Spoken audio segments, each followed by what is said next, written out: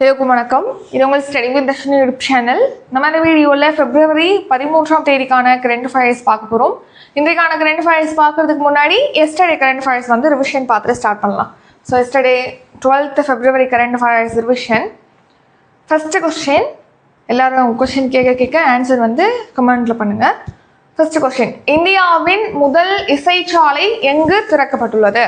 Answer மும்பையில். So அந்த இசைச்சாலையில் கூட வாகனங்கள் போகிற வேகத்துக்கு ஏற்ற மாதிரி ஜெய்ஹோ அப்படிங்கிற பாடல் இசைக்கப்படும் அப்படின்னு சொல்லி தெரிவிச்சிருக்காங்க. 2026-27 நிதியாண்டில் நிதி பற்றாக்குறை ஜிடிபியில் எத்தனை சதவீதமாக இருக்கும் என கணிக்கப்பட்டுள்ளது?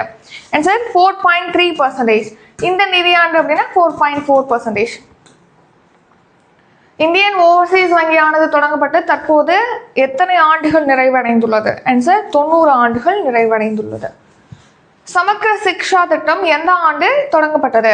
2018ஆம் ஆண்டு தான். ப்ரீ ஸ்கூல்லேருந்து 12th வரைக்கும் தரமான கல்வியை வழங்கணுங்கிறதுக்காக கல்வி அமைச்சகம் லான்ச் பண்ணியிருப்பாங்க. செறிவூட்டப்பட்ட அரிசி வழங்கும் திட்டம் எந்த ஆண்டு தொடங்கப்பட்டது? ஆன்சர் 2019ஆம் ஆண்டு. விட்டமின் B12 அப்புறம் ஃபோலிக் அமிலம் இதெல்லாம் சேர்த்து செறிவூட்டி அரிசியை வந்து மிக்ஸ் பண்ணி கொடுப்பாங்க. வந்தே மாதரம் எந்த ஆண்டு தேசிய பாடலாக ஏற்றுக்கொள்ளப்பட்டது? 1950ஆம் ஆண்டு. லக்பதி பிட்டியா யோஜனா எந்த மாநிலத்தில் தொடங்கப்பட்டுள்ளது? ஆன்சர் டெல்லி. எந்த மாநிலம் அல்லது யூனியன் பிரதேசம்? டெல்லியில் தான் லான்ச் பண்ணியிருக்காங்க. சமீபத்தில் இந்தியா தாய்லாந்து இடையே கூட்டு விமானப்படை பயிற்சி எங்கு நடைபெற்றது? ஆன்சர் மலாக்கா ஜலசந்தி. உலக யுனானி தினம் எந்த நாளில் அனுசரிக்கப்படுகிறது? Answer February 11. ஆசிய ரைஃபிள் பிஸ்டல் சாம்பியன்ஷிப்பில் 25 மீட்டர் ராபிட் ஃபயர் பிஸ்டல் ஆடவர் தனிநபர் பிரிவில் இந்தியாவின் அனிஷ் பன்வாலா டேஷ் பதக்கம் வென்றுள்ளார். Answer bronze medal.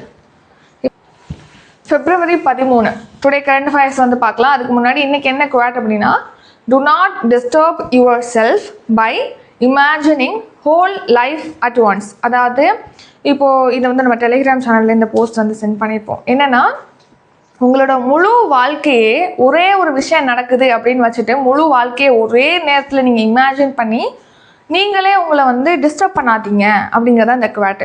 இப்போ இன்றைக்கி வந்து தடுமாறி கீழே விழுந்துட்டீங்க, இந்த கல் பட்டு கீழே விழுந்துட்டீங்கன்னு வச்சுக்கோங்க. இதே மாதிரி நம்ம தொடர்ந்து நடந்துச்சுன்னா என்ன ஆகுறது? ஒரு நாள் தான் நம்ம கல் பட்டு விழுவோம், கல் தடுக்கி. இப்போ மழை பெய்யுது அப்படின்னா என்னைக்காவது சீசன்லாம் மழை பெய்யும், சீசனில் தான் வெயிலும் அடிக்கும் அதிகமாக.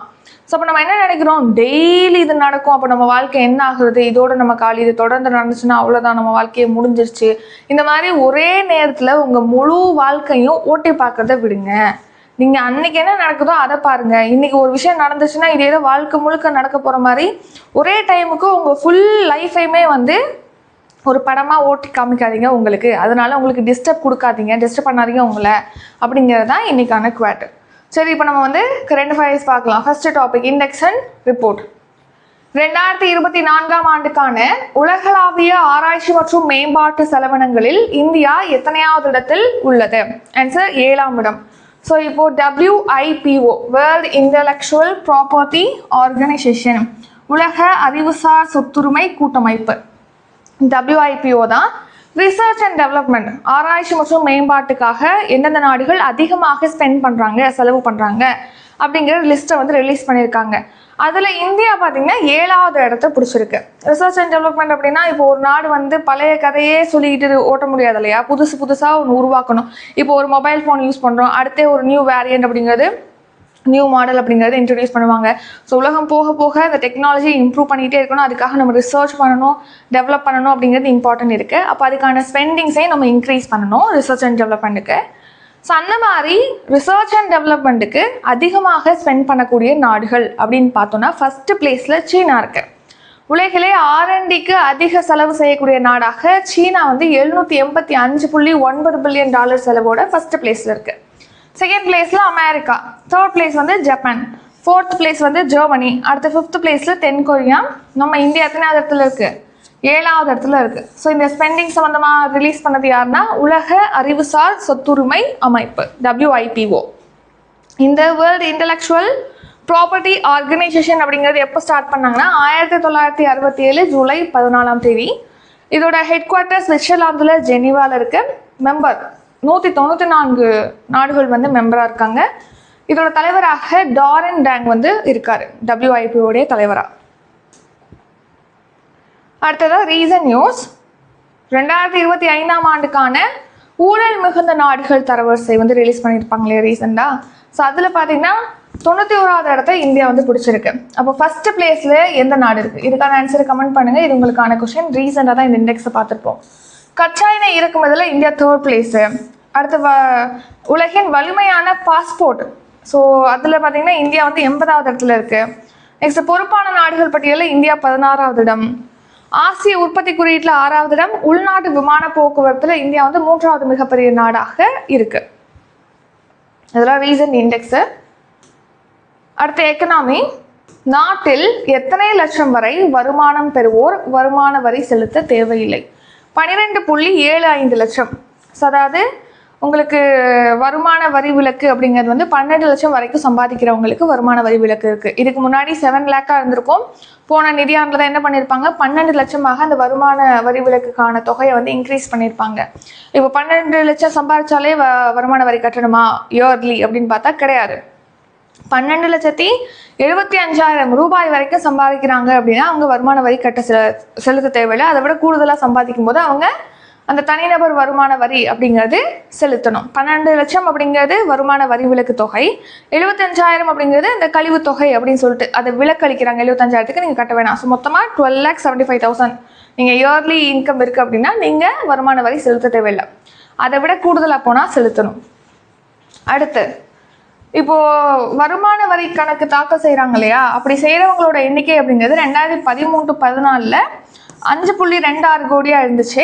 இப்போ 2024-25 விலக்களிச்சாங்க இல்லையா, அந்த நிதியாண்டில் பார்த்தீங்கன்னா 12.13 கோடியாக உயர்ந்திருக்கு. நிறைய பேர் வருமான வரி கணக்கு அப்படிங்கிறது தாக்கல் செய்கிறாங்க இந்த 12 லட்சமாக இன்க்ரீஸ் பண்ணதுனால. அடுத்து ஜிஎஸ்டி 2.0 அடுத்த தலைமுறைக்கான சீர்திருத்தம் அப்படிங்கிறது கொண்டு வந்திருப்பாங்க போன வருஷம் செப்டம்பரில். ஸோ அதன்படி 4 விகிதங்களில் இந்த ஜிஎஸ்டிங்கிறது வசூலிச்சிருப்பாங்க. எப்படின்னா 5%, 12%, 18%, 28%ன்னு சொல்லிட்டு 4 விகிதங்களில் வரி வசூலிக்கப்பட்டது. அதை 2 விகிதமாக குறைச்சிட்டாங்க. 5%, 18%ன்னு சொல்லிட்டு 2 விகிதங்களாக குறைச்சிட்டாங்க. அடுத்த அரசுடைய மொத்த மூலதன செலவு அப்படிங்கிறது 17.1 லட்சம் கோடியாக அதிகரிச்சிருக்கு அப்படின்னு தெரிவிச்சிருக்காங்க. மொத்த உள்நாட்டு உற்பத்தியில் பார்த்தீங்கன்னா இது 4.4% நிதி பற்றாக்குறை அப்படின்னும் தெரிவிச்சிருக்காங்க. அடுத்து டிஃபென்ஸ் கரண்ட் அஃபேர்ஸ். எந்த நாட்டிடமிருந்து 114 ரஃபேல் போர் விமானங்களை கொள்முதல் செய்ய மத்திய அரசு ஒப்புதல் அளித்துள்ளது? Answer France.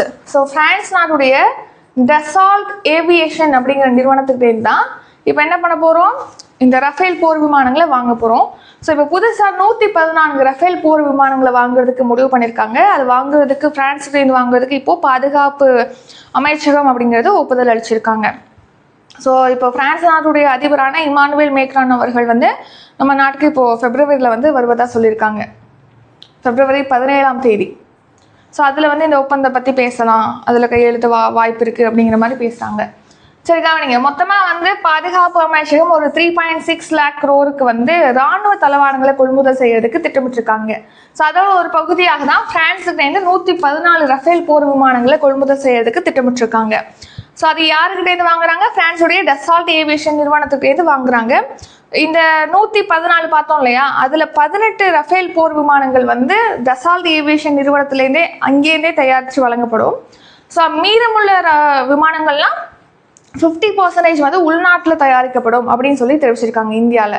ஸோ இதுக்கு எவ்வளோ செலவாகும் அப்படின்னு பார்த்தா 2.90 லட்சம் கோடியிலேருந்து 3.15 லட்சம் கோடி வரைக்கும் செலவாகலாம் அப்படின்னு தெரிவிச்சிருக்காங்க. அடுத்து தமிழ்நாடு ஸ்கீம்.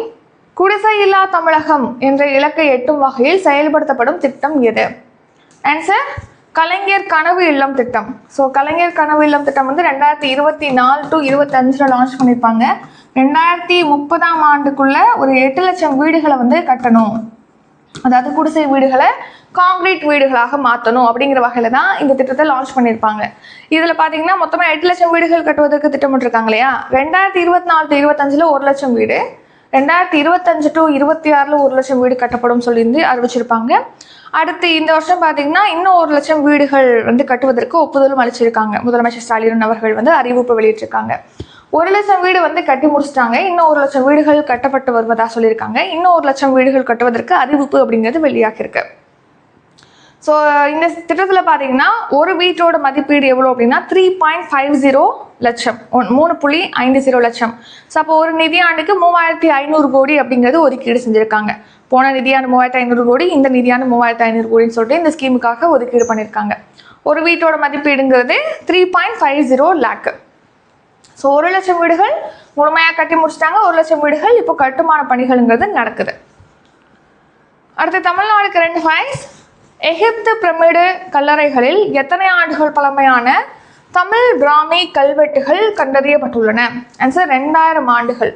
இப்போது நம்ம தமிழர்கள் பார்த்திங்கன்னா பலாயிரம் வருஷத்துக்கு முன்னாடியே நம்ம என்ன பண்ணியிருக்கோம், கடல் வழியாக வாணிபம் அப்படிங்கிறது, வர்த்தகம் அப்படிங்கிறது மேற்கொண்டிருக்கோம். ஸோ அதுக்கு ஒரு ஆதாரமாக பார்த்திங்கன்னா தமிழர்கள் எகிப்துக்கும் போயிருக்காங்க, ரோமானிய காலகட்டத்திலேயே எகிப்துக்கு போயிருக்காங்க அப்படிங்கிறத ஒரு ஆதாரமாக எகிப்து பிரமிடு கல்லறைகளில் இப்போது 2000 ஆண்டுகள் பழமையான தமிழ் பிராமி கல்வெட்டுகள் அப்படிங்கிறது கண்டறியப்பட்டிருப்பதாக தெரிவிச்சிருக்காங்க தமிழக அமைச்சர் தங்கம் தென்னரசு அவர்கள்.